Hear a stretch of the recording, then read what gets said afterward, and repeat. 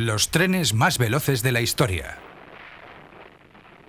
En nuestros días, con medios de transporte rápidos, frecuentes, baratos y abundantes, en los que la velocidad es habitual y donde el vehículo particular de los ciudadanos puede superar con mucho las velocidades legales máximas, es difícil apreciar cómo la velocidad de un ferrocarril puede llegar a ser algo excepcional.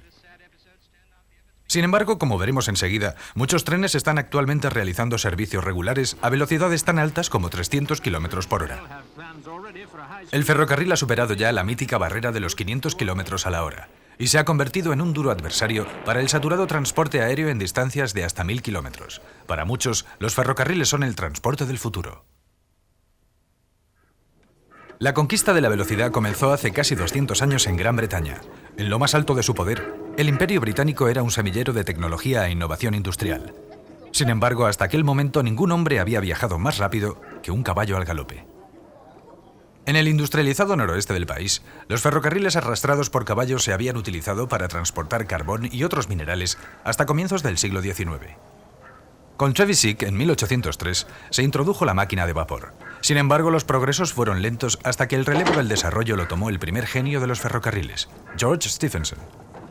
Su Locomotion número 1 fue construida en 1825 para el primer ferrocarril público del mundo, el ferrocarril de Stockton y Darlington, inaugurado en ese año e impulsado solo por vapor. La Locomotion obtuvo el primer récord ferroviario conocido, cuando aquel mismo año de 1825 ganó la carrera a una diligencia de caballos en el trayecto de Stockton a Darlington.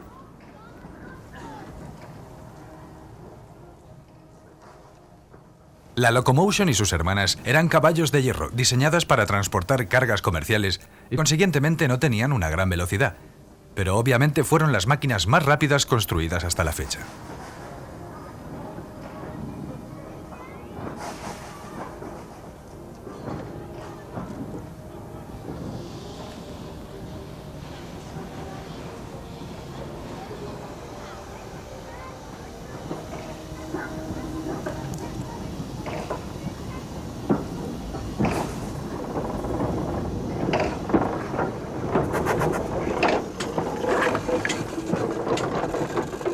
Observen el rudimentario sistema externo de válvulas y tuberías de esta réplica exacta de la Locomotion original. Provocaban una gran limitación en su velocidad.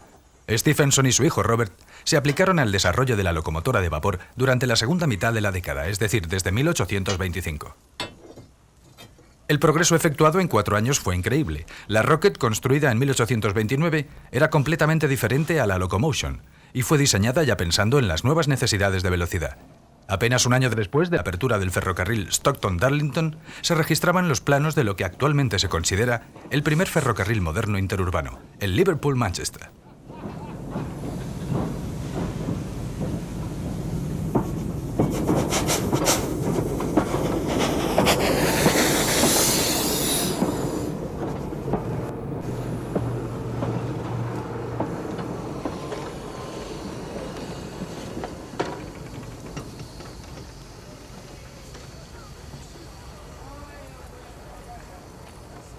El Liverpool-Manchester fue construido para transportar también pasajeros, no solo carga. Así, un año antes de su inauguración, en 1830, se abrió un concurso convocando a los mejores proveedores de locomotoras para remolcar sus trenes. Las famosas pruebas de Rainhill de octubre de 1829 son probablemente el más legendario evento ferroviario de todos los tiempos. Se presentaron 3 locomotoras. De 2 de ellas existen actualmente réplicas exactas, propiedad del Museo Nacional Británico de los Ferrocarriles en York. Solamente estas 2 fueron competitivas en las pruebas. La primera era la Novelty, de Timothy Hackworth. La podemos ver en cabecera de este tren.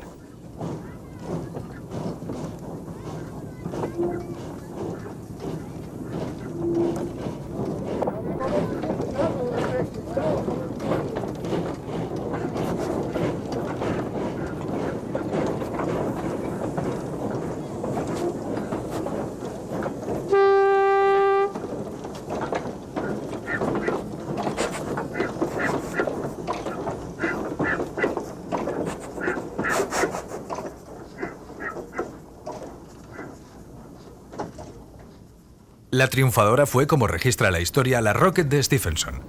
Aunque su aspecto es vetusto, muchas de las características que desarrollarían las locomotoras de vapor del futuro se encontraban ya en este diseño.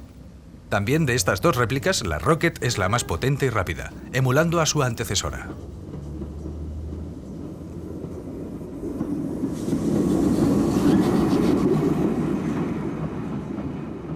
La Rocket ganó las pruebas de Rainhill con una marca de 46,8 km/h, desbancando con comodidad a sus rivales y consiguiendo una velocidad nunca vista hasta entonces.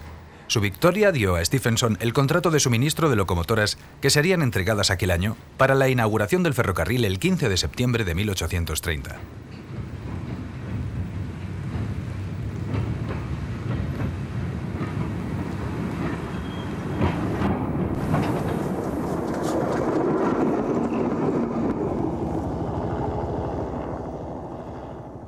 Pero aquella velocidad del Rocket, sumada a la falta de conocimiento sobre las capacidades de las nuevas máquinas, originó que el día de la inauguración del ferrocarril, el miembro del Parlamento de Liverpool, William Haskinson, fuera alcanzado por la Rocket, resultando gravemente herido. Fue llevado de inmediato a Eccles, en Manchester, por un tren que tenía en cabecera la versión de serie de la Rocket, la Northumbrian, que estableció un récord mundial de velocidad con 58 km/h en el precipitado viaje. Desafortunadamente, todo fue en vano. Haskinson murió a causa de sus heridas. Fue la primera víctima mortal de un accidente ferroviario.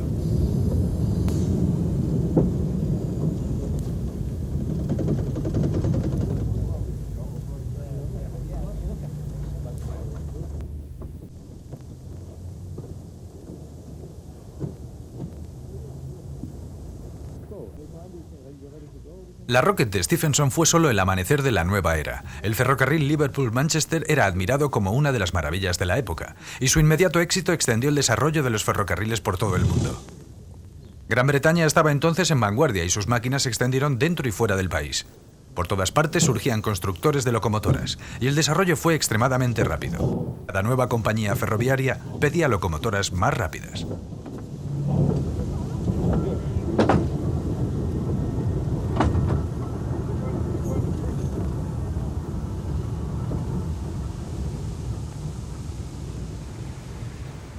La terminal de Manchester del ferrocarril Liverpool-Manchester aún se conserva hoy día, y es aquí donde vemos la siguiente evolución de la saga de locomotoras de Stephenson, la Planet.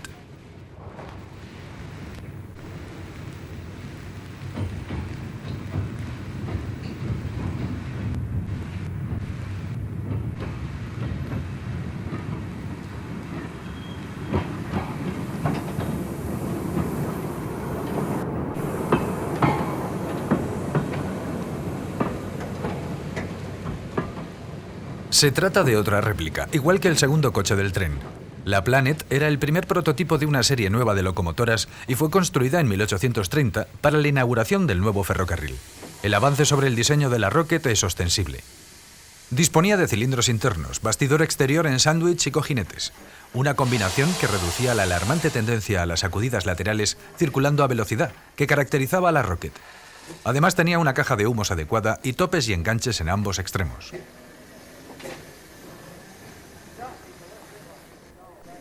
Esta réplica puede verse funcionando regularmente en el Museo de Ciencia e Industria de Manchester, que incluye la estación original de la línea Liverpool-Manchester dentro de su recinto.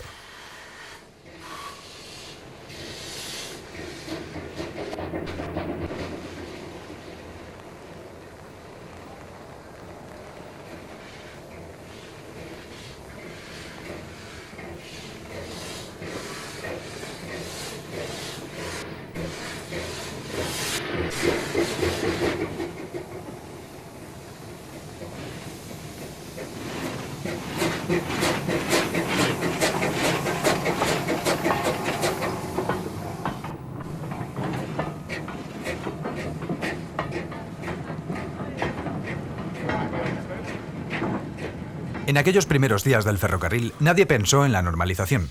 El menos normalizado en Inglaterra era el Great Western Railway, Gran Ferrocarril del Oeste, construido con un ancho de vía exagerado, 7 pies y un cuarto de pulgada, 2,14 metros, a instancias de su gran ingeniero Esambad Kingdom Brunel.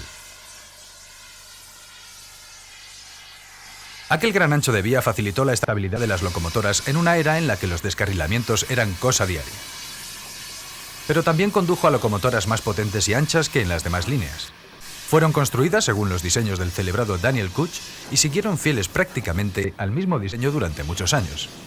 En 1840, el Great Western Railway realizaba los servicios regulares de pasajeros más rápido del mundo. Con estas potentes máquinas y a mediados de esa década, la barrera de los 100 km por hora fue superada por primera vez por una de estas locomotoras, la denominada con acierto Great Western, que consiguió 74,5 millas, casi 120 km por hora, el día 1 de junio de 1846. Esta que vemos es también una réplica, propiedad del Museo Nacional del Ferrocarril de York. Gran Bretaña mantuvo el cetro mundial de la velocidad durante todo el siglo XIX, exceptuando un breve periodo desde 1889 hasta 1897, cuando una Crampton francesa lo ostentó durante algún tiempo. Ahora el objetivo eran las 100 millas por hora. Una vez más, la compañía Great Western consiguió lo que se considera el primer récord comprobado de las 100 millas por hora en ferrocarril, logrado por la locomotora de expreso tipo 220 City of Truro en 1904. Esta locomotora se encuentra hoy en perfecto estado y es propiedad del Museo Nacional de Ferrocarriles. Aquí la vemos funcionando airosamente en plena década de 1990.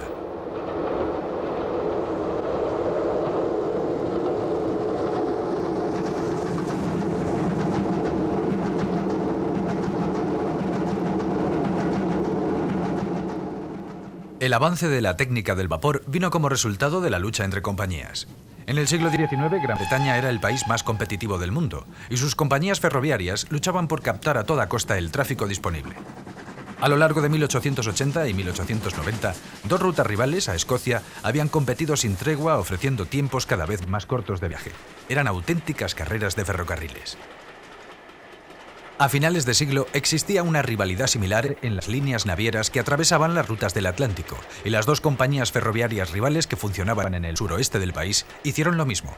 Eran el London and South Western Railway y el Great Western Railway.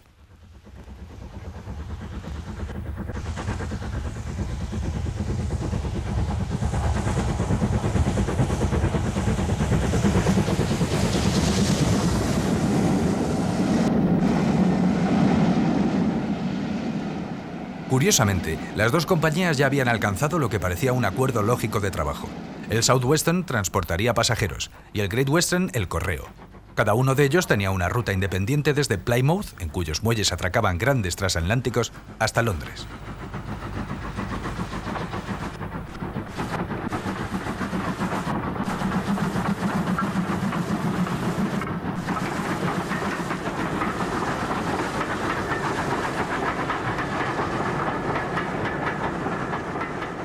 Pero el honor estaba en juego. Durante los primeros meses de 1904, las velocidades de los trenes fueron aumentando y los tiempos desde una estación término hasta la otra disminuyeron.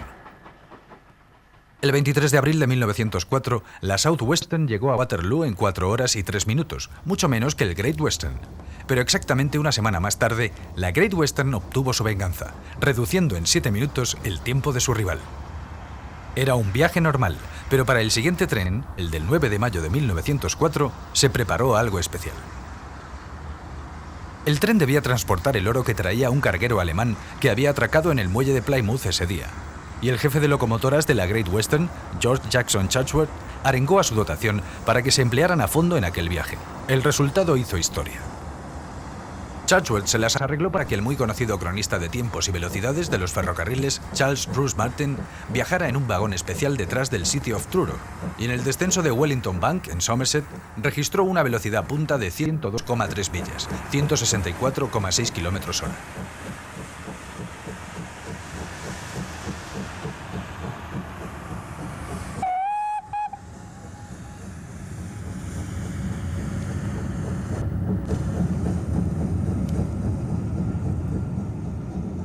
Esta locomotora, que apenas tenía un año en aquel momento, siempre fue especial. Hacía el número 2000 de las construidas en los talleres de la Great Western en Swindon, y fue una de las máquinas con las que se iniciaron los grandes planes de futuro de Chatsworth. A pesar de su hoy arcaico doble bastidor, tenía cilindros y válvulas de pistón modernos, y montaba la primera caldera en forma de uso de Chatsworth.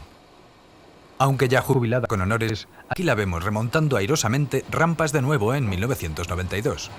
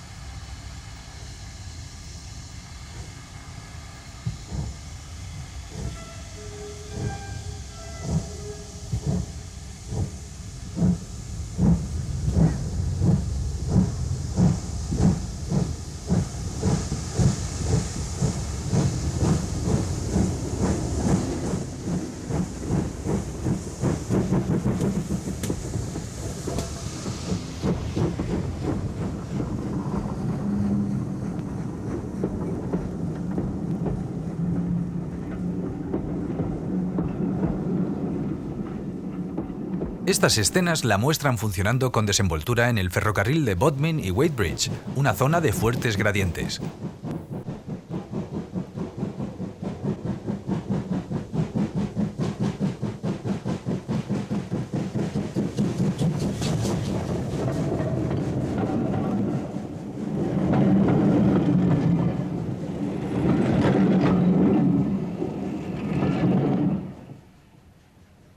Las temerarias carreras entre expresos de comienzos del siglo XX tuvieron un fin trágico. En las primeras horas del 1 de julio de 1906, un tren de la compañía Southwestern, el Boat Express, ocasionó un desastre en Salisbury, muriendo el maquinista, el fogonero y otras 26 personas. También murieron allí las carreras, que quedaron prohibidas. La Great Western afirmó que no volvería a intentar batir récords, falso como veremos.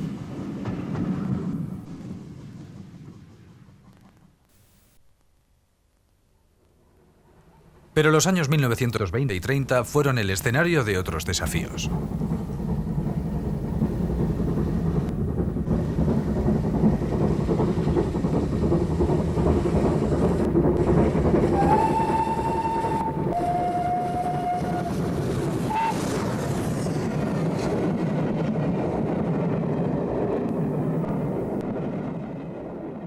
Esta vez, la Great Western proclamó que disponía del tipo de locomotora más potente de Gran Bretaña.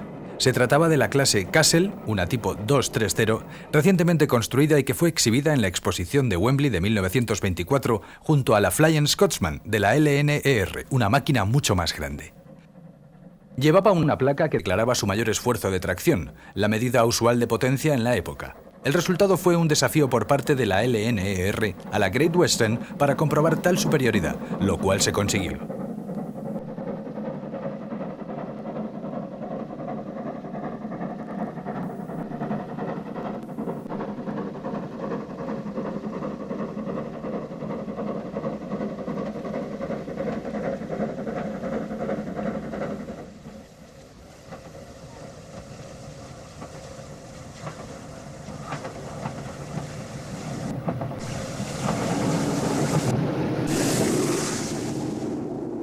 La Great Western no buscaba exactamente la velocidad, sino más bien la eficiencia, pero en los competitivos años de finales de los 20 pudieron enorgullecerse una vez más de tener el tren más rápido del mundo.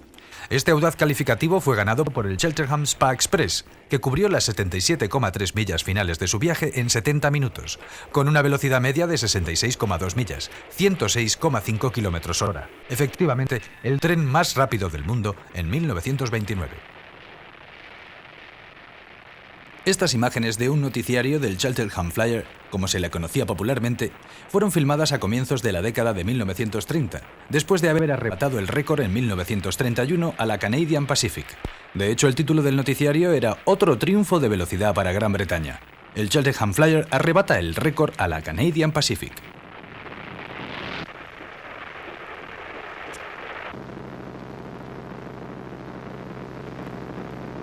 En 1932, el horario previsto para el Cheltenham Flyer correspondía a una velocidad media de 71,4 millas por hora, 114,9 km/h, en el trayecto Swindon-Londres.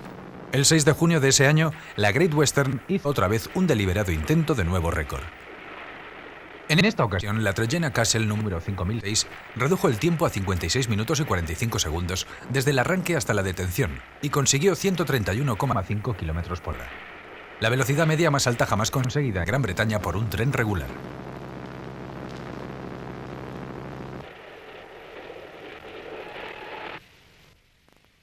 Pero la compañía LNER, orgullosa propietaria de la Flying Scotsman, que había sido humillada por la Castle de la Great Western, había aprendido bien la lección.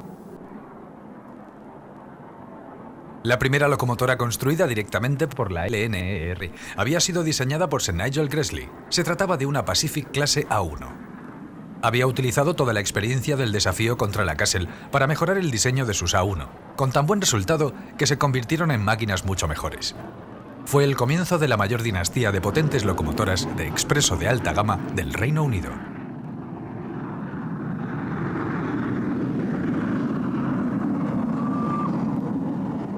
Esta es la Flying Scotsman original, actualmente en perfecto estado y probablemente la locomotora más famosa del mundo.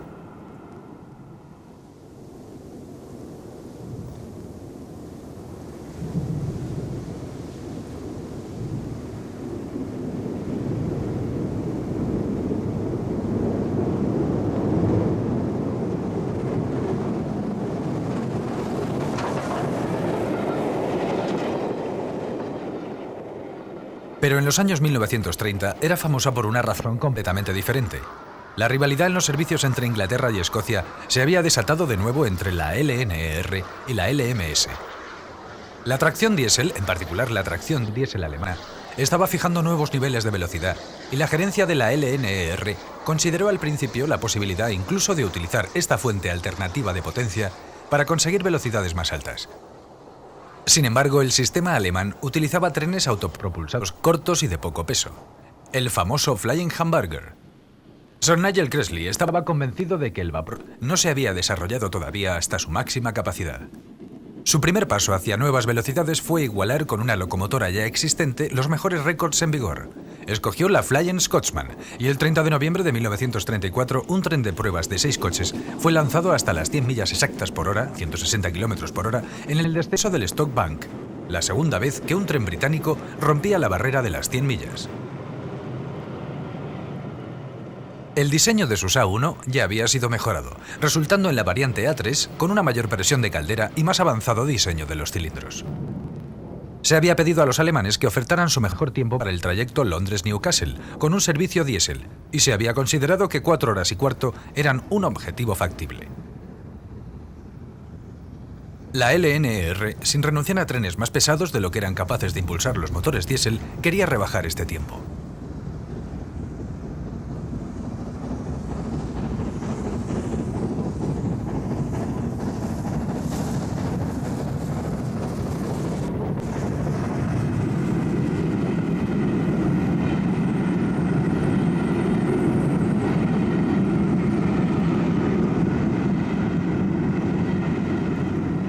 Así, el 5 de marzo de 1935, una A3 mejorada, la Papyrus, número 2750, se puso a prueba en las 268 millas entre Londres y Newcastle, con otro tren de pruebas de 6 coches.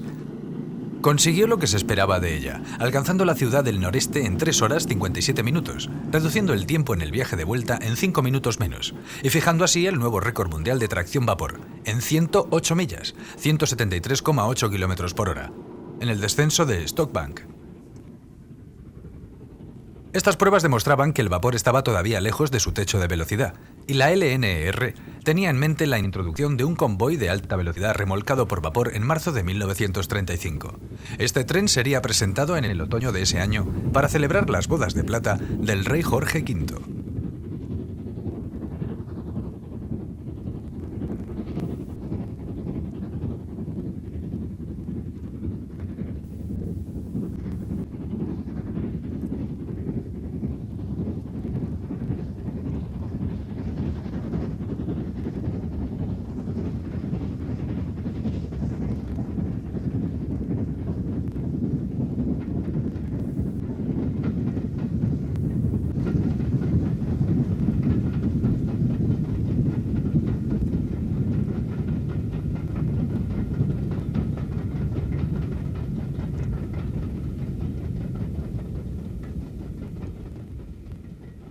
Los experimentos con la Flying Scotsman y Papyrus formaban parte de las investigaciones de Sir Nigel Gresley para conseguir velocidades más altas. El desarrollo del automóvil y del avión había inducido a los diseñadores ferroviarios a profundizar en la aerodinámica. Las pruebas en laboratorio, utilizando túneles de viento para medir el efecto de la resistencia del aire y experimentos con flujos de gas en las tuberías principales de vapor, condujeron al diseño de una versión mejorada de las Pacifics A3, las soberbias A4.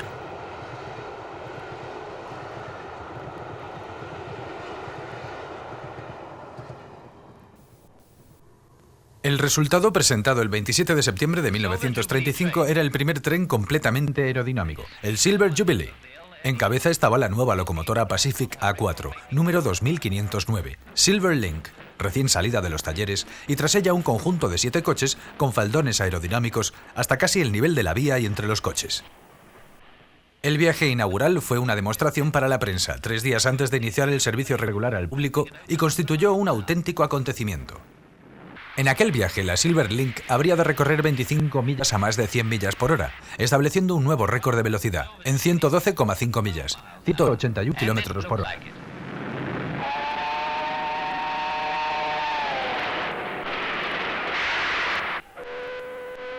Tal fue el éxito de las Pacific A4 que se presentó una serie más para el servicio general, incluyendo la Golden Eagle, Águila Dorada, La excitada voz del locutor del noticiero de la época nos lo indica todo. This is the type of engine that will work the Coronation Expresses and bring thousands down from the north to take part in the great celebrations. Las locomotoras aerodinámicas fueron también destinadas a otras líneas. Los festejos de la coronación de Jorge VI en 1937 originaron un virulento rebrote de la rivalidad entre la LMS y la LNER.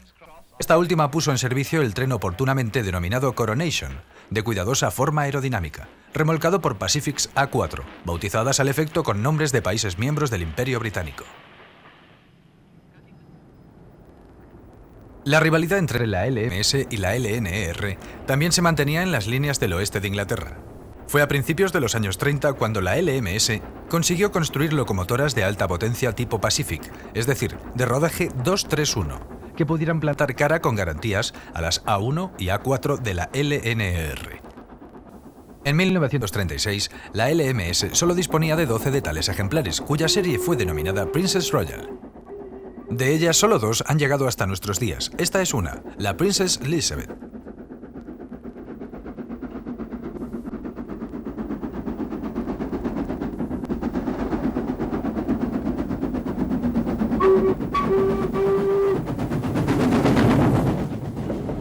La Princess Elizabeth fue el orgullo de la LMS, como ahora veremos. Fue la construida en segundo lugar de su clase y uno de los 2 prototipos hechos siguiendo el diseño de Sir William Steiner. La línea principal de la LMS estaba constituida por los 645,8 kilómetros que enlazaban London Euston y Glasgow Central. Su locomotora Cameronian, la número 6113 de la clase Royal Scot, había hecho este trayecto sin paradas en 1928 y ostentaba el récord mundial del recorrido más largo sin paradas efectuado por locomotora alguna. Como resultado de la guerra de 1930, la LMS decidió presentar su propio tren aerodinámico en esta ruta a partir de 1937, para celebrar también la coronación de Jorge VI, y lo llamó Coronation Scot. Era necesaria una versión nueva, más potente, de aquellas princesas, y por ello Sir William Steiner procedió a revisar su diseño con vistas tanto a alargar su capacidad de recorrer largas distancias como para aumentar su velocidad.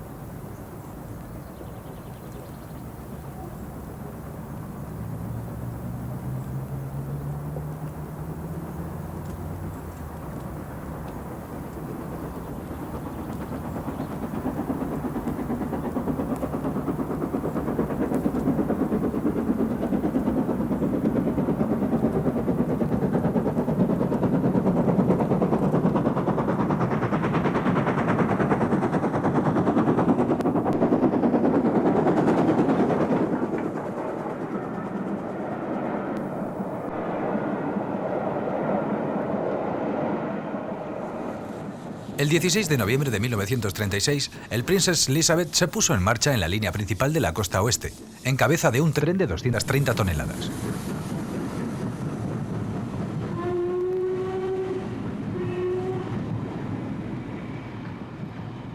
El objetivo consistía en probar si era factible un tiempo de 6 horas y media entre las 2 ciudades para el tren aerodinámico propuesto. La Princess Elizabeth hizo que la LMS se sintiera orgullosa, reduciendo tal tiempo en más de 1 hora en dirección norte y en no menos de 3/4 de hora en el viaje de vuelta. Hizo un promedio de 112,6 km por hora a lo largo de los 2 trayectos de 645,8 kilómetros.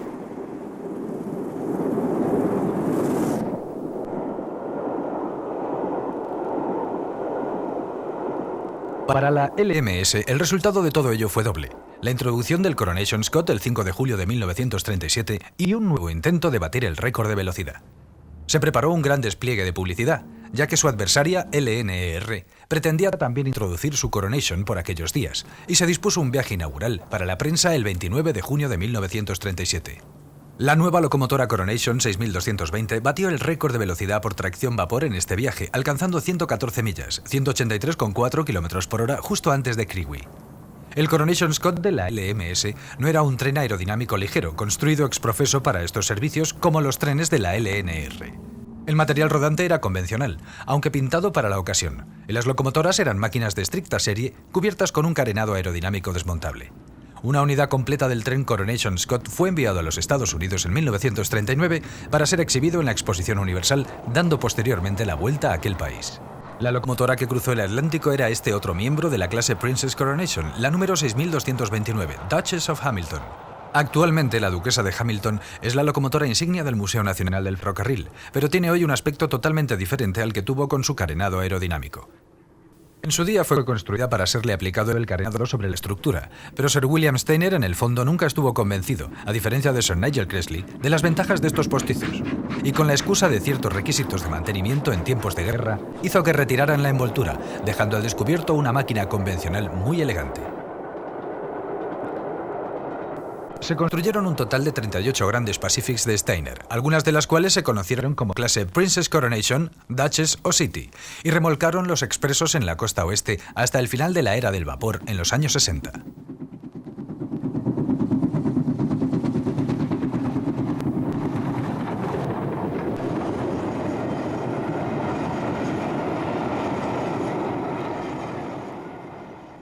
En tiempos de guerra trasegaron tonelajes récord, arrastrando en tracción simple trenes de hasta 18 vagones, con los que eran capaces de atravesar las fuertes pendientes de Shap y Bitok.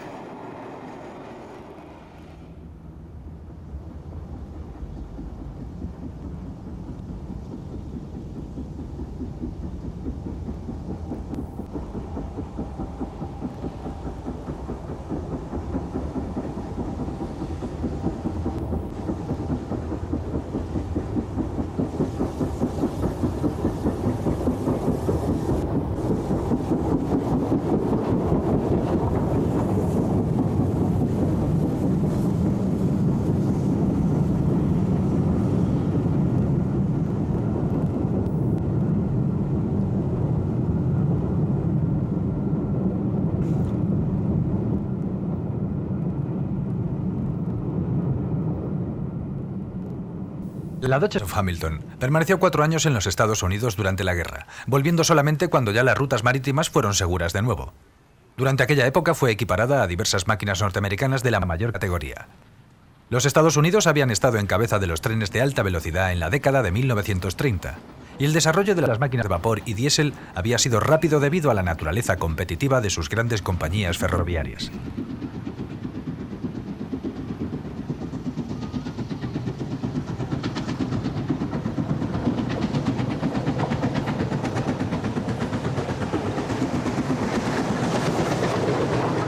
Aquel habría de ser el punto culminante de la historia de su ferrocarril. Porque tras la guerra, los viajes en avión diezmarían el tráfico de pasajeros y harían que los ferrocarriles norteamericanos dependieran prácticamente de la carga. Pero en la década de 1930 hubo grandes nombres y grandes sueños. En el norte, el Canadian Pacific había ostentado brevemente el título de tren más rápido del mundo, antes de que el Great Western lo recuperara. Los ferrocarriles del país continuaron su búsqueda de la velocidad, introduciendo locomotoras de líneas aerodinámicas como la que aquí elogia el famoso noticiario Movietone. Ahora, mientras contemplamos esta preciosa aportación de la New York Central, vamos a contarles una anécdota. Durante los ensayos estáticos de la famosa locomotora J3, una máquina de alta velocidad de configuración 232, se hizo deslizar una unidad de pruebas a todo vapor sobre unos raíles cuidadosamente engrasados del laboratorio, alcanzando una velocidad teórica de 264 km por hora, probablemente la cifra más alta jamás conocida en vapor. Hubiera constituido un récord aplastante muy al gusto americano de no ser porque aquella J3 ni remolcaba tren alguno, ni podía ir a ninguna parte. Los ferrocarriles estadounidenses eran muy avanzados en diésel. Durante los años 30, gran número de locomotoras y unidades autopropulsadas fueron presentadas a las compañías de ferrocarriles. Tal vez los más importantes de todos fueron las unidades múltiples aerodinámicas de 3 y 6 coches de la Union Pacific Railroad. El primer tren aerodinámico diésel americano, el M10000, unidad de 3 vagones, fue presentado en Chicago en 1934 en la muestra Un siglo de progreso. Inició servicio entre Kansas City y Salina, con una velocidad de crucero de 145 km por hora. Tal fue su popularidad que la Union Pacific encargó un tren gemelo, el número M10001. Aquí lo vemos durante su viaje transcontinental en que intentaría batir un récord. El mejor tiempo hasta la fecha en recorrer los 5.244 kilómetros entre Nueva York y Los Ángeles era de 84 horas.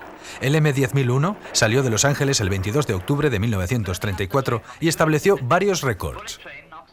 Uno, el de velocidad media con 135 km por hora entre Cheyenne y Omaha, un trayecto de 817 kilómetros, y otro completando el viaje de costa a costa en 56 horas y 55 minutos, 14 horas y media menos que el pulverizado récord anterior. Aquel fue el último fulgor de la edad de oro del transporte de pasajeros por ferrocarril en Estados Unidos, que prácticamente desapareció tras la Segunda Guerra Mundial. Pero hubo otro hito antes de la guerra. Volvamos a Gran Bretaña. La rivalidad entre la LNER y LMS seguía siendo feroz, hasta que en 1938 la LNER consiguió de una vez por todas el récord definitivo con otra de sus locomotoras aerodinámicas inmortales, esta Pacific A4 número 4468 Mallard.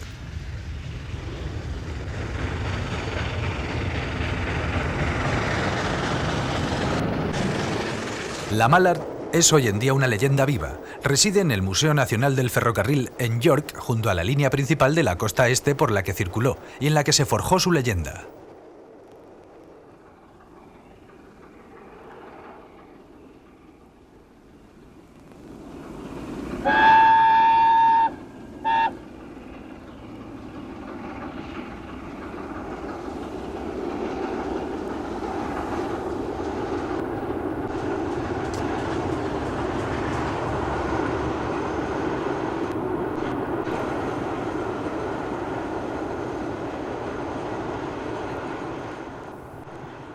Estas escenas fueron filmadas en 1988, el año conocido para los entusiastas de los ferrocarriles como Mallard 88, cuando hizo una serie de viajes especiales alrededor de Gran Bretaña, celebrando el cincuentenario de su sorprendente hazaña de velocidad en 1938. Desde entonces detenta el récord mundial de velocidad a vapor.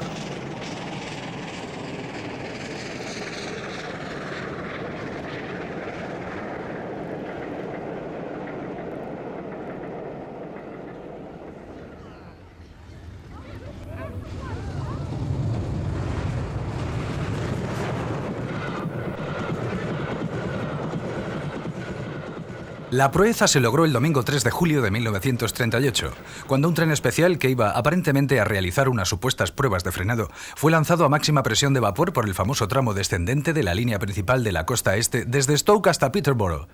La Mallard fue la máxima expresión de las Pacific A4 de Cressley y estaba equipada con un eficaz doble escape tipo Killchap. Arrastrando un vagón dinamométrico y 3 coches dobles articulados del Coronation, la Mallard, con el maquinista Daddington a los mandos, consiguió una medición de 125 millas, 202,7 km/h, la única velocidad certificada por encima de 200 km/h, la mayor que haya registrado jamás una máquina de vapor.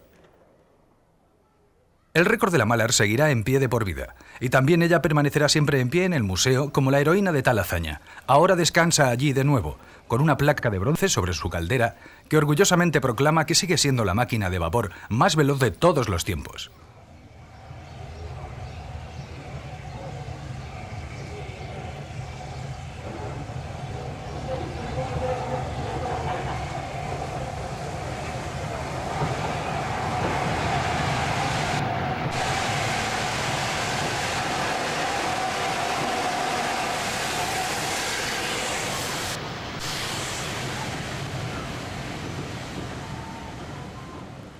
Tras la Guerra Mundial, los ferrocarriles británicos, devastados por los ataques aéreos, tardaron años en recuperarse.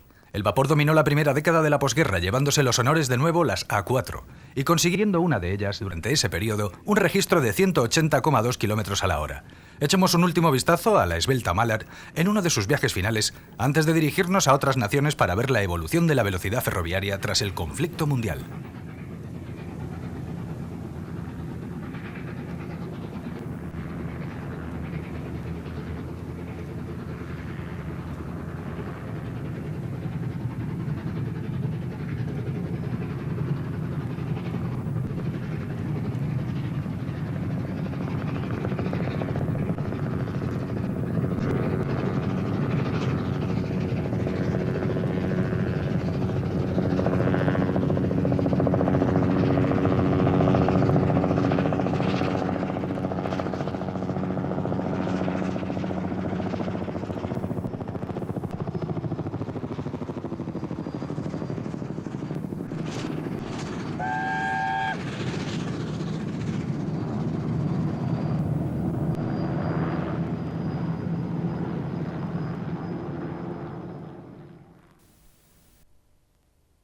La nueva era de los ferrocarriles comienza en la segunda mitad del siglo XX y se inició en Japón, pionero de la alta velocidad. Derrotado en la guerra, el país experimentó un renacimiento y una expansión económica formidables, pero sufría un exceso de población en su estrecho cinturón industrial costero. Sus viejos ferrocarriles, construidos con un ancho de vía métrico inglés de 3 pies y 6 pulgadas, es decir, 1067 milímetros, sufrieron la sobrecarga del boom económico. En particular el Tokaido, línea Tokio-Osaka, que disponiendo solo del 3% del kilometraje de la red japonesa, debía soportar casi una cuarta parte del tráfico total. Se tomó una solución drástica, construir un nuevo tendido en el ancho de la vía estándar del resto del mundo. Una vez inaugurada en los Juegos Olímpicos de Tokio en 1964, este nuevo Tokaido se convirtió en una de las maravillas ferroviarias del mundo. El nuevo Tokaido fue diseñado para una velocidad máxima de 210 km por hora y carecía de señalización convencional. Toda la información se representa en una pantalla en cabina. El inmediato éxito condujo a proyectar líneas Shinkansen adicionales, cuyos trenes eran popularmente conocidos como los trenes bala. La siguiente inauguración tuvo lugar en 1972. Cada nueva línea era capaz de mayores velocidades regulares, alcanzándose los 300 km por hora, 186,2 millas por hora en 1993. En 1991, el récord de velocidad del Shinkansen fue registrado en 336 km por hora, una marca que en esa época ya había sido batida por los trenes europeos, como luego veremos. La otra nación derrotada en la Segunda Guerra Mundial, Alemania, siempre estuvo en la vanguardia ferroviaria. Un prototipo de automotor eléctrico, AEG, consiguió no solo el récord en tracción eléctrica, sino el absoluto de velocidad mundial. Ocurrió en 1903, un año antes de que la humeante City of Truro lograra las primeras 100 millas por hora. Los 210 km/h que registró el AEG ya nunca serían superados por locomotora de vapor alguna. También fue un evento internacional el que devolvió a la actualidad la velocidad en las vías alemanas con motivo de una exposición internacional celebrada en Múnich en el verano de 1965. Se puso a prueba una locomotora eléctrica E03 en una demostración para la prensa. Esta fue la primera operación no experimental de 200 km por hora en Alemania. La E03 cubriría los 70 kilómetros entre Múnich y Ansberg en 26 minutos justos, de arranque a parada, con una media de 140,8 km por hora. La serie 103, como se denominó finalmente a las hermanas de la E03, fueron las primeras locomotoras de alta velocidad de Alemania en la posguerra. Una de ellas, la 103-118, logró el récord de locomotoras eléctricas alemanas el 13 de septiembre de 1973, con 252,9 km por hora, arrastrando 3 vagones experimentales. Pero estos progresos alemanes produjeron algo más, un gran debate nacional sobre el verdadero valor de la alta velocidad. A la Deutsche Bundesbahn le costó obtener permiso para construir líneas de alta velocidad. Una de ellas era la Mannheim-Stuttgart, autorizada en 1977, inaugurada parcialmente en 1987 y no terminada hasta 1991.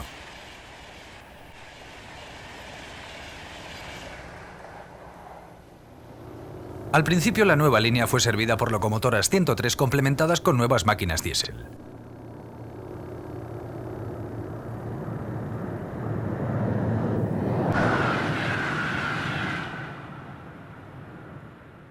La línea estaba preparada para 300 km por hora, pero su larga gestación obligó a pactar que su uso quedara compartido con trenes de carga y otros convoyes de pasajeros.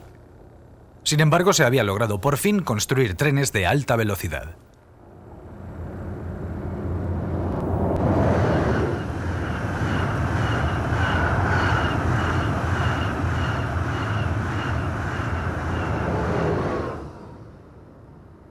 Uno de los más bellos trenes modernos es el ICE alemán Intercity Express, unidades que constan de 2 locomotoras y 12 o 13 coches, y que se inauguró en junio de 1991. Aquí le vemos discurrir en paralelo a la carretera de Philipsberg al sur de Mannheim.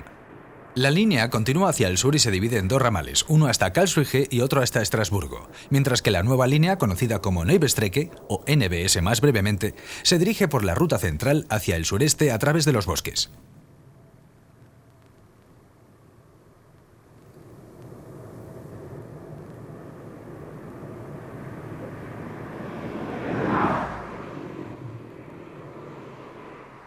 Presiones medioambientales y complejas leyes autonómicas de planificación afectaron al trazado del NBS. Tuvo que conectar e incluso recorrer líneas ya existentes, como esta de Neulesham, y buena parte del trazado debió discurrir por túneles y trincheras, lo que decidió a sus diseñadores a volcarse en el confort del tren, que dispone de programas de radio, televisión y música embarcados y captados, más 2 programas de vídeo. Sus coches, como los del AVE español, están presurizados para evitar los efectos de los túneles y del cruce con otros trenes.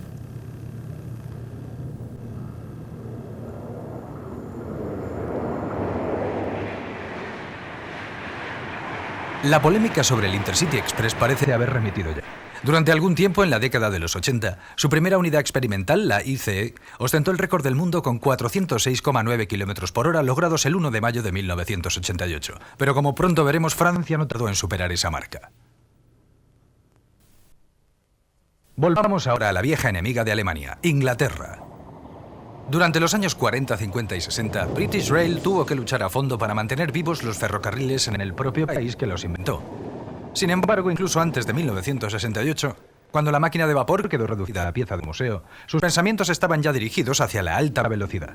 Sus acuerdos con la industria aeroespacial a comienzos de los 60 permitieron formar nuevos equipos que contaban con ingenieros aeroespaciales.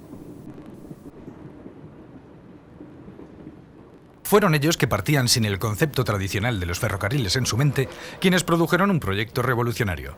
El APT, tren avanzado de pasajeros de 250 km por hora, construido en materiales ligeros y un nuevo sistema de suspensión activa que dirigiría a los trenes facilitando su inscripción en las curvas. Además, los vagones se inclinarían automáticamente sobre sus bogies, permitiendo al tren negociar las curvas existentes sin necesidad de adaptarlas para alta velocidad. La inclinación le daría además al pasajero la impresión de una velocidad más baja de la real. Este noticiario muestra el prototipo del APT, tal y como se dio a conocer. Estaba impulsado por turbinas de gas situadas en el centro del convoy y era un auténtico laboratorio móvil. Fue tratado como secreto de Estado hasta 1975, en que se le permitió circular por la línea principal, antes perteneciente a la Great Western, y estableciendo un nuevo récord de velocidad británica de 152 millas, 244,6 km por hora, entre Swindon y Reading el 10 de agosto de 1975. El prototipo del APT era el preludio de una nueva serie de trenes basculantes para la línea principal de la costa oeste. Se pusieron a prueba más prototipos, antes de abrir con estos trenes el denominado servicio escuadrón previstos para 1981. Pero el resultado final fue un fracaso. Los prototipos sufrían todo tipo de averías y se convirtieron en el blanco de las burlas de la prensa.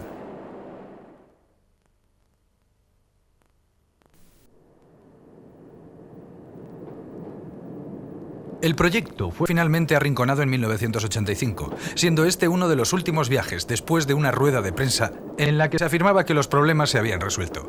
La línea principal de la costa oeste no se recuperó nunca.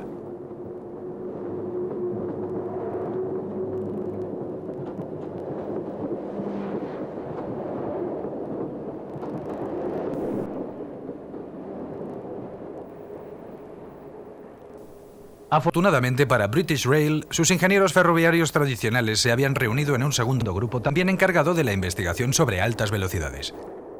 Adoptaron la tecnología convencional de locomotoras diésel y produjeron el tren de alta velocidad HST.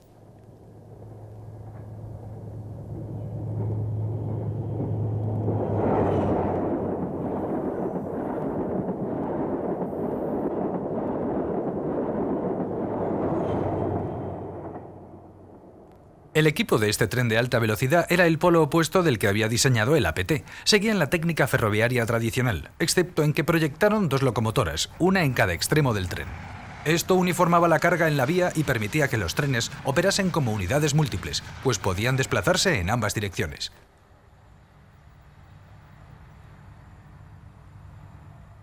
El desarrollo del HST, tren inglés de alta velocidad, fue breve. Apenas transcurrieron 2 años desde el inicio del proyecto hasta la presentación del prototipo, que inmediatamente fijó el nuevo récord mundial de velocidad con tracción diésel en 230 km/h el 11 de junio de 1973.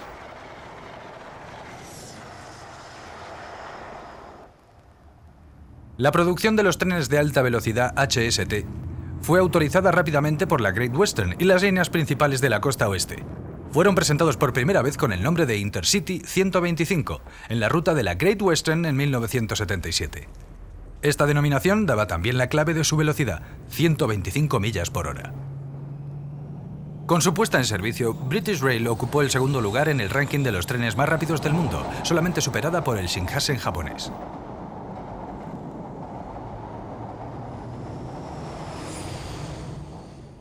Sin embargo, el objetivo prioritario de British Rail era la electrificación de todas sus líneas principales.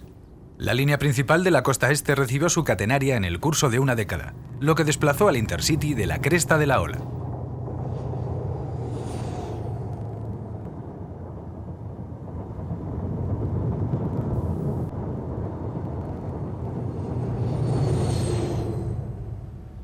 Habiendo demostrado ser un enorme éxito comercial, el tren de alta velocidad, como si fuera un tren convencional, ha tenido que operar también rutas que no son propiamente de alta velocidad y cubrir servicios ordinarios a lo largo de toda Inglaterra, dentro de la red también llamada Intercity por British Rail.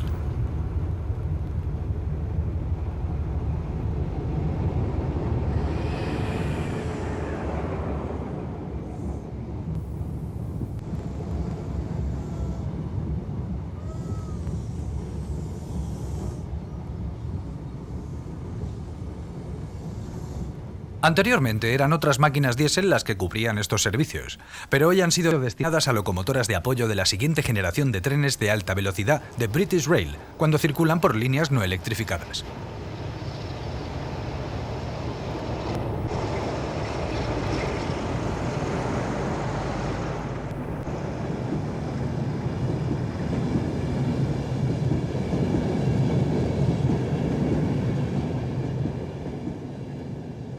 La electrificación de la ruta de la costa este estuvo acompañada de la introducción de nuevo material rodante y nuevas locomotoras.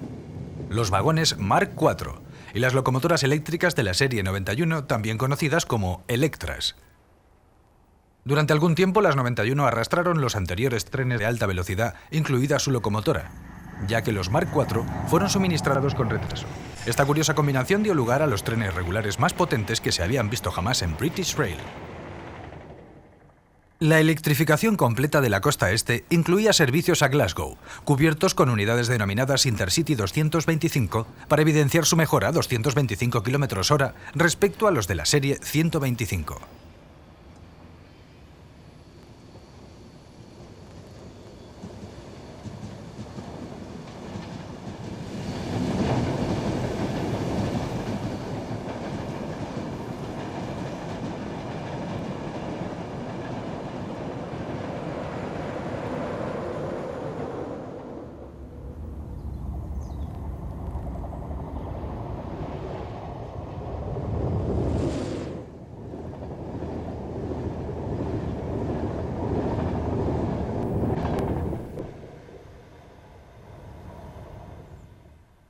El 225 utiliza una locomotora independiente que puede también remolcar otros trenes, como se puede ver aquí.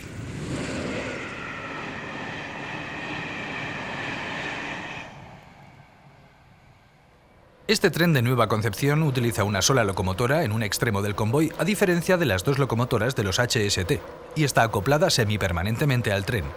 En el otro extremo del tren está el DVT Driving Van Trailer, vagón no motorizado con cabina de conducción y espacio para correo y paquetes. La locomotora 91 puede operar en tracción múltiple.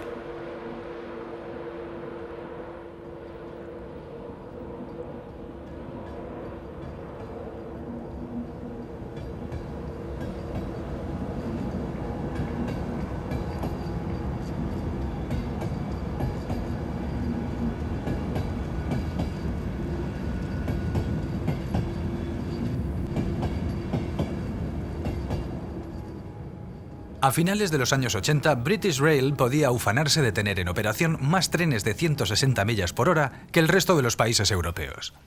Para colmo, una Electra Serie 91 consiguió el nuevo récord británico de velocidad, 260,10 km/h, exactamente en el mismo punto de la línea principal de la costa este en que la Mallard estableció su histórico récord de tracción vapor. Fue el 17 de septiembre de 1989. Aquí vemos a aquella Electra ese día dirigiéndose al lugar del récord.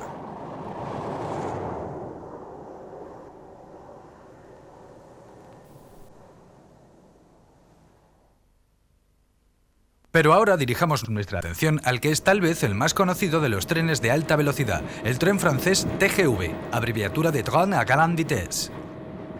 Aquí vemos uno de sus primeros ejemplares sobre la playa de vías de la terminal norte de la estación de París-en-Lyon.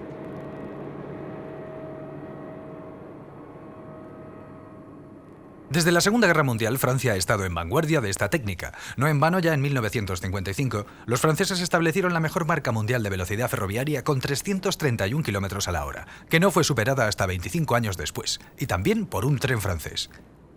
Pero no siempre ha sido así. Las compañías francesas de ferrocarriles, sumidas en una tradicional rivalidad, de manera parecida a lo que le sucedía a los grandes ferrocarriles británicos, no estuvieron en la avanzada de la velocidad durante el periodo entre guerras. En aquella época, la reputación de los ferrocarriles franceses era de eficiencia, siendo considerada entonces su Chapelon Pacifique la locomotora de vapor más eficiente del mundo.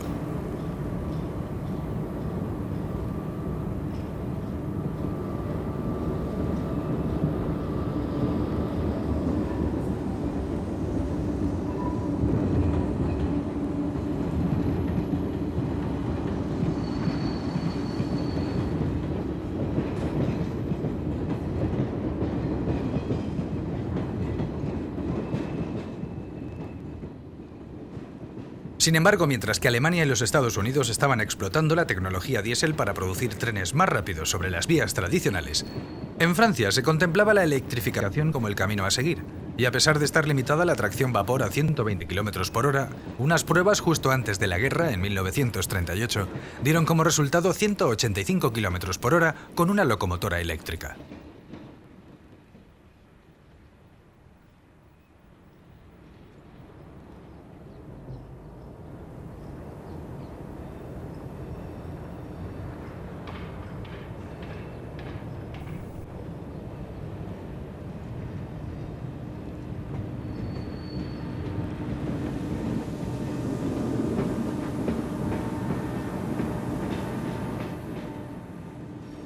La guerra lo cambió todo. Los ferrocarriles franceses sufrieron fuertes daños y se hizo necesaria una reconstrucción a gran escala. Esta vasta reconstrucción incluyó nuevo material móvil y renovación casi total de las infraestructuras. La política adoptada consistió en ampliar la electrificación en lugar de renovarla, según los casos. Se instalaron tendidos eléctricos en todas las líneas principales y ya se iniciaron planes para la alta velocidad futura.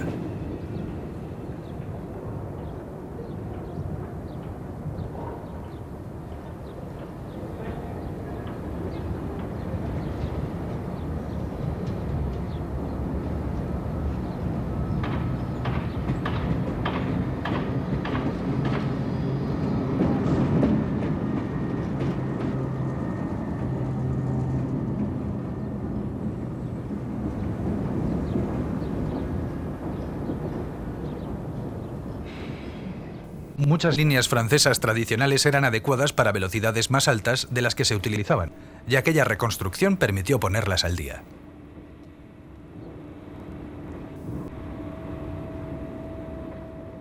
La preparación de la alta velocidad fue intensificada hasta 1954, en que ya se pudieron hacer los primeros ensayos prácticos.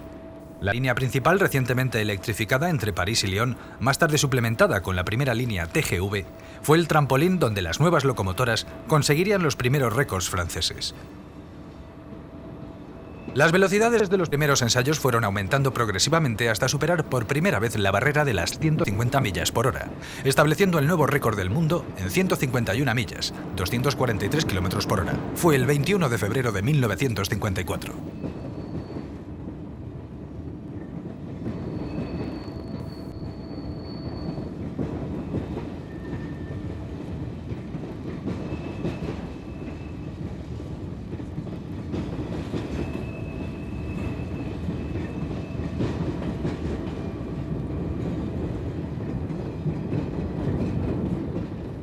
Una vez lograda esta primera meta, los ingenieros franceses se dispusieron a probar cuál sería el máximo en la práctica. A pesar de los problemas con la toma de corriente a alta velocidad, un año más tarde, el 28 y 29 de marzo de 1955, superaron las barreras de las 200 millas por hora y la de los 300 km por hora respectivamente con dos locomotoras distintas, equipadas con bogies de 6 ruedas y registrando cada máquina 331 km por hora.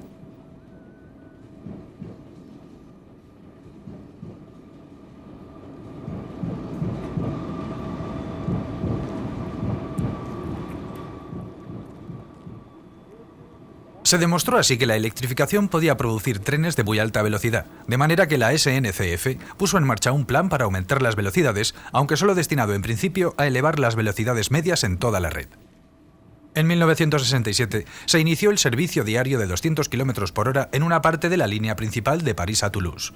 Pero las investigaciones de los ingenieros franceses les llevaron al convencimiento de que la forma más eficaz de utilizar las posibilidades de la alta velocidad consistía en construir líneas completamente nuevas para uso específico de la gran velocidad, dejando los tendidos tradicionales para tráfico local y carga. Así nació la TGV. El concepto consistía en construir líneas nuevas en campo abierto, pero compartiendo la vía con el tráfico tradicional en el terminal del trayecto. Desde la estación de Lyon, la ruta del primer TGV circulaba sobre la infraestructura existente durante los primeros 29 kilómetros hasta las afueras de París, y allí tomaba la nueva línea de alta velocidad, construida al efecto con un recorrido de 417 kilómetros en dirección sur. Comenzando desde cero, los ingenieros pudieron efectuar su planificación sin las limitaciones de tener que aprovechar el tendido existente. La nueva línea estaba destinada a tráfico de larga distancia, así que en lugar de buscar núcleos de población para aprovechar su tráfico, fue trazada evitando ciudades y pueblos. En su ruta solamente hay 2 estaciones intermedias, Masson y Montcharin-Marceau-les-Mines, evitando acercarse hasta la más pequeña aldea a menos de 240 metros.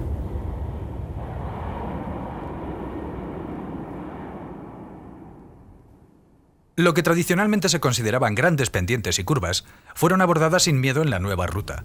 Esto permitió que el trazado siguiera los perfiles del terreno más estrechamente que en el caso de los ferrocarriles tradicionales. No había túneles, y los cortes y terraplenados estaban reducidos al mínimo. Las investigaciones demostraron que la elevada inercia de los trenes circulando a alta velocidad y el hecho de no tener que detenerse y arrancar en frecuentes estaciones intermedias hacían practicable un trazado con curvas y pendientes. Al final, la línea se convierte en una sucesión de toboganes, eso sí, peraltados, para aumentar el confort compensando la aceleración transversal. Pero tanto el peralte como las rampas hacen que la nueva línea no sea apta para trenes de mercancías ni para los convencionales de viajeros. Solo pueden circular por ella trenes de alta velocidad. Fueron minimizados ruidos y daños medioambientales, lo que resultó más fácil al atravesar la línea zonas escasamente pobladas. La rampa máxima permitida en las especificaciones del TGV era de 35 milésimas. Las autopistas rara vez superan las 40 milésimas. De manera similar, el radio mínimo de las curvas era solo ligeramente mayor que el mínimo de las autopistas, 4.000 metros. El nuevo material rodante debería también ser compatible con el tradicional, sin mecanismos de basculación, aunque los coches intermedios debían ser articulados. Esta primera línea de TGV fue presentada en 1969 y propuesta al gobierno francés en 1970. El éxito posterior de otras rutas de TGV ha borrado ya el recuerdo de la gran oposición inicial a esta nueva ruta, que hizo que su construcción no comenzara hasta 1976. La inauguración no tuvo lugar hasta 1981, inicialmente con una velocidad máxima en servicio de 260 km por hora.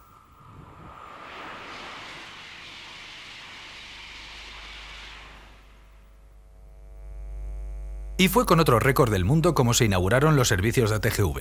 Se construyó una plataforma de observación para la prensa sobre este puente en Pasilly, el 26 de febrero de 1981, para contemplar a la unidad número 16 pasando por debajo a una velocidad de 380 km por hora, 7 meses antes de la inauguración pública de este nuevo ferrocarril. Las cámaras pudieron ver también el increíble aspecto de montaña rusa que formaban las rampas y pendientes. Las velocidades medias para inaugurar los servicios fueron gradualmente aumentadas, así como la velocidad máxima, que llegó a 270 km por hora en 1983.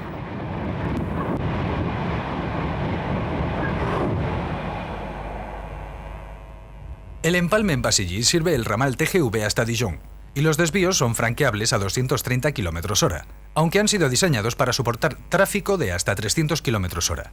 El empalme es, naturalmente, del tipo de salto de carrera.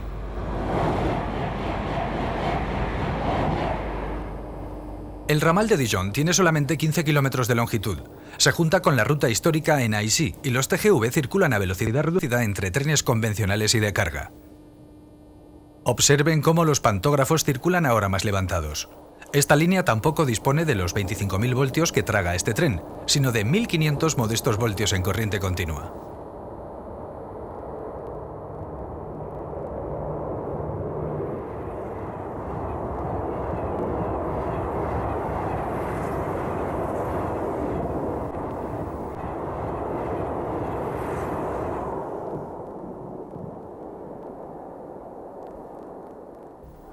La segunda línea TGV tenía que haber sido la de París a los puertos del Canal de la Mancha, pero el gobierno laborista inglés de los años 70 canceló las obras en el túnel del canal y la atención francesa se dirigió entonces a la parte occidental del país. El resultado fue el TGV Atlantique a Le Mans y Bretaña, y a través de un brazo suroccidental hasta Bordeaux y Toulouse.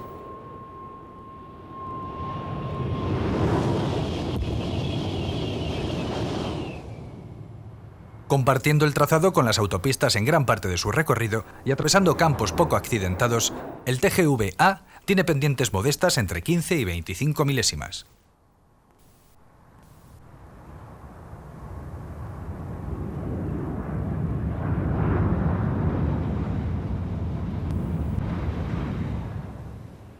Una nueva serie de trenes TGV fue diseñada para la nueva ruta, que con el beneficio de una década de experiencias y avances técnicos son considerablemente más potentes.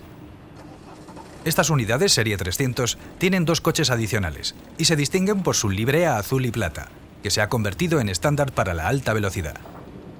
No se limitan a las rutas del TGV-A y también operan en la línea original TGV-PSE, París-Sud-Est, junto con unidades anteriores.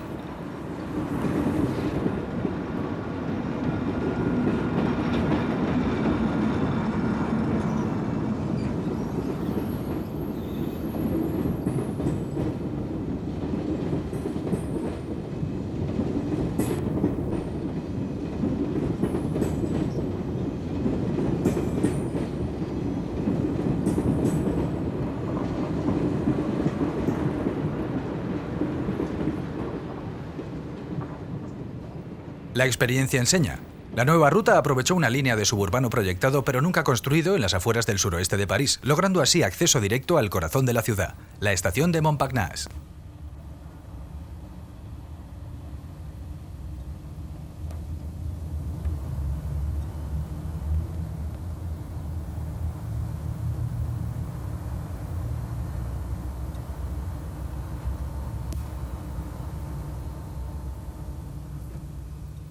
Una vez más, las unidades son articuladas, lo cual hace que los vagones adyacentes no oscilen independientemente, sino juntos. A pesar de la desventaja práctica de no poder retirar del convoy los vehículos que no funcionen bien, las ventajas de reducción de peso y mayor comodidad para los pasajeros compensan el problema.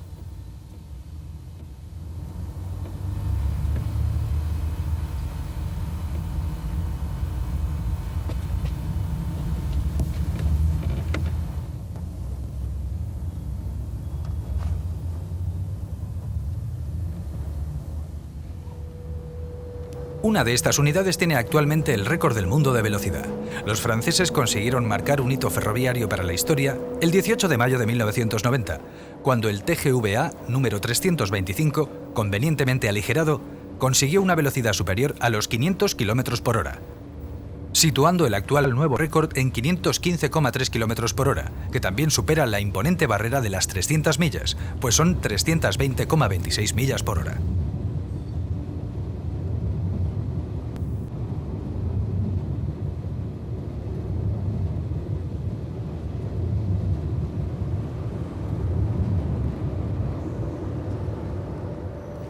Durante los 15 primeros kilómetros, la velocidad está limitada a 200 km por hora y a 270 a lo largo de los túneles situados una vez pasado Châtillon. Fueron construidos cumpliendo las peticiones de los verdes. También reducen el factor de ruido en las áreas urbanas.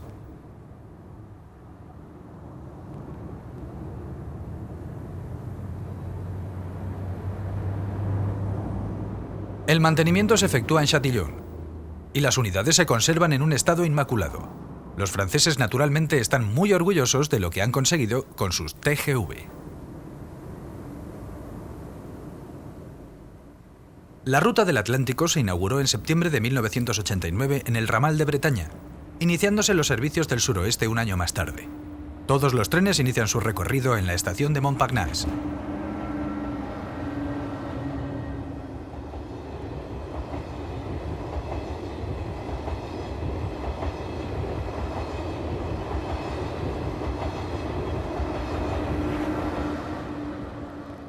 La siguiente ruta construida fue la TGV Norte, el ansiado empalme con el túnel del canal, que se había retrasado. Fue inaugurado en mayo de 1993, un año antes que el túnel mismo, y para estos servicios se construyeron 2 nuevas series de conjuntos TGV. Lo más innovador fueron las unidades de 2 niveles, 100 de las cuales entrarán en servicio. Esto permite transportar más carga de pago en la misma longitud de tren de las primeras unidades PSE y evita tener que aumentar la longitud de las estaciones de la ruta original, desde las cuales parten hacia el norte vía una nueva línea TGV en el perímetro este de París, a la línea de interconexión TGV. Esta es la unidad prototipo siendo sometida a pruebas. Adicionalmente, el TGV Norte tendrá una serie de unidades convencionales denominadas TGV-R, Red, es decir, para poder circular por cualquier punto de la red francesa de ferrocarriles. Se denominan Serie 500 y son similares a las unidades TGV-A, pero con 8 vagones intermedios. Este es un TGV-R en los talleres de fabricación de GEC Alstom en el este de Francia, junto a la nueva generación de TGV, las unidades compatibles con el túnel del canal denominadas TMST. Estos supertrenes transmancha destinados a los servicios París-Londres a través del túnel bajo el canal son con 13.000 kilovatios los más potentes que se han construido y los más largos, con 2 unidades motrices en los extremos para no superar el límite de peso por eje de 17 toneladas y 18 remolques intermedios, pero ante la gran longitud de tren está previsto que formen 2 semitrenes simétricos separables. Irónicamente terminamos nuestra película con un tren lento. Sin embargo, es ya historia y en condiciones normales será el más rápido de todos. El primer TMST, que ha llegado desde Francia hasta Gran Bretaña a través del túnel del canal en junio de 1993, remolcado por una humilde máquina diésel francesa, ya que el túnel no está todavía electrificado. La alta velocidad abre un nuevo camino al ferrocarril. Por el momento, un tren convencional ya ha circulado a 515 km/h, una velocidad mayor que la mitad de la velocidad de crucero de un reactor comercial. Estamos sin duda comenzando a leer la primera página de un nuevo tomo de la historia del ferrocarril.